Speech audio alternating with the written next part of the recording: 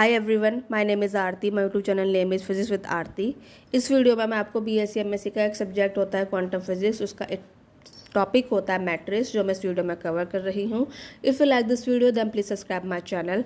Properties of matrix. Matrix is the base of the quantum physics. पहली matrix जो मैं discuss कर रही हूँ वो है रियल मैट्रिक्स। मैट्रिक्स रियल तब होगी if A is equals to A का कॉम्प्लेक्स कॉन्जुगेट, जिसे हम स्टार से मैंने आपको दिखा रखा है, and A M N equal to A M N का complex conjugate. What is the complex conjugate? कि यदि ए की वैल्यू 3 आई है तो उसके कॉम्प्लेक्स कॉन्जुगेट की वैल्यू माइनस की 3 आई होगी। और what is the I? I is the imaginary number. What is the M N? Row और कॉलम का सीक्वेंस वही रहता है, ठीक है। नेक्स्ट होता है इमेजनरी। अब matrix is imaginary. Matrix imaginary तब होगी जब ए इज इक्वल्स टू, बिल्कुल रियल की तरह, बस माइनस का साइन जुड़ जाएगा उसमें। मतलब A is equals to minus के ए का कॉम्प्लेक्स कॉन्जुगेट और A M N equal to minus के ए एम एन का कॉम्प्लेक्स कॉन्जुगेट। रियल और इमेजिनरी मैट्रिक्स दोनों एक जैसी हैं, बस माइनस के साइन का फ़र्क है। रियल में यदि आप माइनस लगा दो तो वो आपकी इमेजिनरी मैट्रिक्स बन जाती है। Third matrix is the symmetric matrix. What is the symmetric matrix? If A is equals to A का ट्रांसपोज, टी जो हमें बताता है वो उसका ट्रांसपोज बताता है। What is the transpose? Meaning कि A M N equal to A N M, मतलब रो का सीक्वेंस कॉलम में कन्वर्ट हो जाए और कॉलम का सीक्वेंस रो में कन्वर्ट हो जाए। Next is the anti symmetric matrix. बिल्कुल सिमेट्रिक मैट्रिक्स की तरह है इसकी प्रॉपर्टी, बस माइनस का साइन लगा दो तो वो एंटी हो जाएगी और माइनस का साइन हटा दो तो वो सिमेट्रिक मैट्रिक्स हो जाएगी, ठीक है। Next is the hermitian matrix की कोई मैट्रिक्स हर्मिशियन कब कहलाती है? If A equal to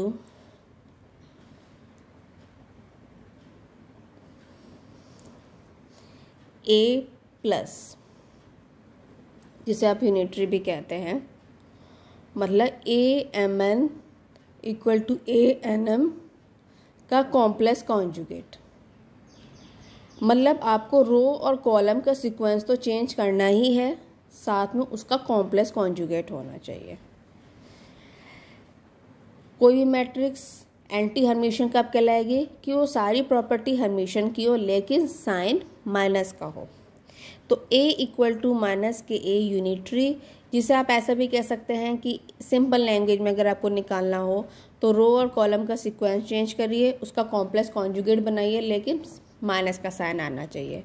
minus का साइन आ रहा है, it is a anti Hermitian. Minus का साइन नहीं आ रहा है तो it is a Hermitian.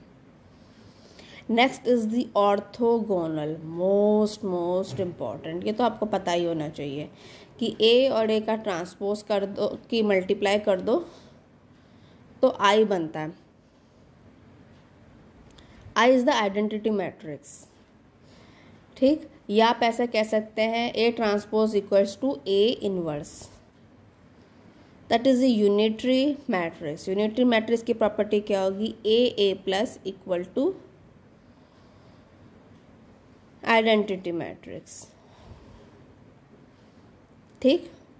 A plus किसको बताता है? ए प्लस बताता है हमारा यहाँ पे हर्मिशियन और एंटी हर्मिशियन को। माइनस का sign it is the anti Hermitian, plus का sign is the Hermitian. For example के लिए कोई भी चीज़ बिना एग्जाम्पल के नहीं समझाई जा सकती। अगर मैं आपको उसका एग्जाम्पल दे के उसको एक मेडिकल के पर्पज़ से आपको समझाऊँ तो आपको जल्दी समझ में आएगा, तो इसलिए मैंने यहाँ पे एग्जाम्पल लिया है। बहुत सिंपल एग्जाम्पल है। अगर मैं फॉर एग्जाम्पल की बात करूँ, मैंने एक मैट्रिक्स ली है जिसकी वैल्यू है, मैं कॉलम से अकॉर्डिंग पढ़ रही हूँ। पहले कॉलम में 5 माइनस आई 1 माइनस आई, नेक्स्ट कॉलम में 3 प्लस 2 आई 3 आई और 1, एंड थर्ड कॉलम में है 3 आई 8 4। जैसा कि मैंने कहा था, what is the complex conjugate? कि आई का साइन ही चेंज कर दो। यदि प्लस है तो माइनस में कर दो, माइनस है तो प्लस में कर दो। इसे डिनोट किससे करते हैं? इसे ए स्टार से डिनोट करते हैं। अब देखिए वही माइनस आई था प्लस आई हो गया, जहाँ भी माइनस आई था वहाँ प्लस आई कर दिया मैंने, और जहाँ प्लस आई था उसे मैंने माइनस आई कर दिया। उसे ही हम बोलते हैं यहाँ पे complex conjugate. Next is the it's transpose. इसका ट्रांसपोज कैसे क्या है, जो मैं आपको कह रही थी टी, तो ट्रांसपोज कैसे निकाला है हमने, देखिए 5,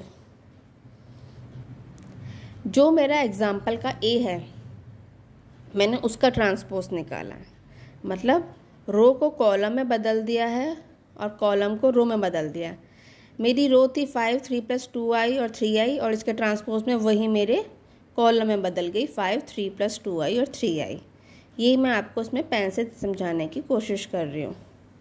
सेकंड रो थी मेरी -i, 3i और 8, और वही मेरा सेकंड कॉलम बदल गया -i, 3i और 8। ठीक, तो कॉम्प्लेक्स कॉन्जुगेट निकालना सिखा दिया मैंने इसमें आपको, ट्रांसपोज निकालना सिखा दिया। And next is the Hermitian. What is the Hermitian conjugate, which is also important. या हर्मिशियन कॉन्जुगेट कहो या एडजॉइंट कहो, बात एक ही है, जिसे हम a+ से डिनोट करते हैं। जो इसका ट्रांसपोज है उसकी हेल्प से निकालेंगे।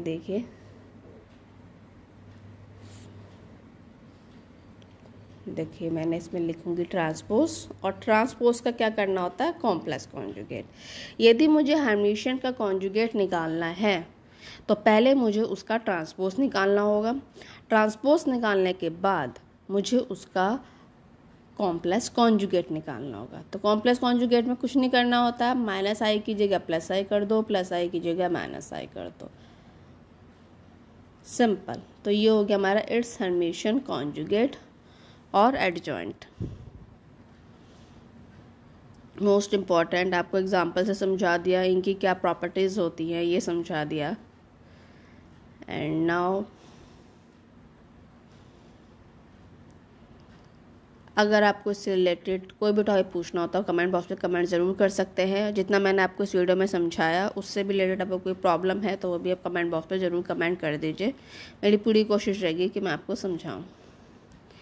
Note is the main important one, 1 या 2 नोट होते हैं या 3-4 होते हैं, जिसमें कि आपको बताया जाता है कि ये इसकी सावधानियाँ होती हैं, कि आपको मतलब इससे पता चलता है कि ये वाली मैट्रिक्स की ये प्रॉपर्टी है। What is the eigen value. Eigen value आप सबको समझा दी जाती है पहले से ही, है ना, 11-12 से समझा दी जाती है। तो जो आइगन वैल्यू होती है सिमेट्री मैट्रिक्स की और हर्मिशियन की, वो रियल होती हैं, are real, and eigen vector जो होते हैं form and orthonormal basis. That is the property. आपको याद होना चाहिए कि यदि आइगन वैल्यू की बात चल रही है सिमेट्री मैट्रिक्स में, हर्मिशियन में, तो वो रियल ही होगी, और यदि आइगन वेक्टर की बात चल रही है, अगर हम आइगन वेक्टर की बात करते हैं तो वो ऑर्थोनॉर्मल बेसिस होगी। अब इसका पूरा अपोजिट की एंटी सिमेट्रिक मैट्रिक्स की, एंटी हर्मिशियन की आइगन वैल्यू क्या होगी, इमेजनरी, टोटली इमेजनरी। वही मैं लिखूंगी अभी, आर इमेजनरी, प्योर इमेजनरी।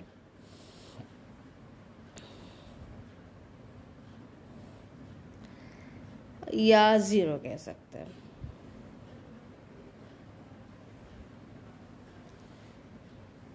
तो ये टॉपिक मेरा यहीं पे कंप्लीट होता है। अब मैं स्केच से, ब्लू स्केच से आपको हाईलाइट करके दिखा रही हूँ कि मैंने अब तक कितना पढ़ा दिया।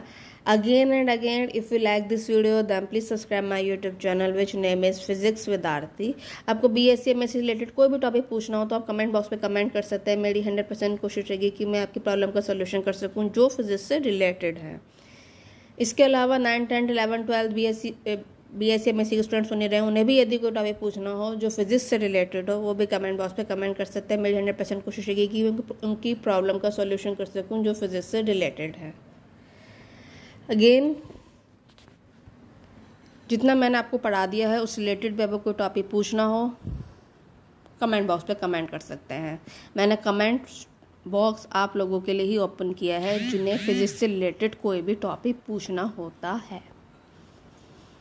सो आपको वीडियो कैसी लगी please please please comment box पे कमेंट ज़रूर कीजिएगा। And also share with your friend, ताकि उनको भी आपकी तरह नोट्स प्रोवाइड हो सके, उनके भी कुछ हेल्प हो सके।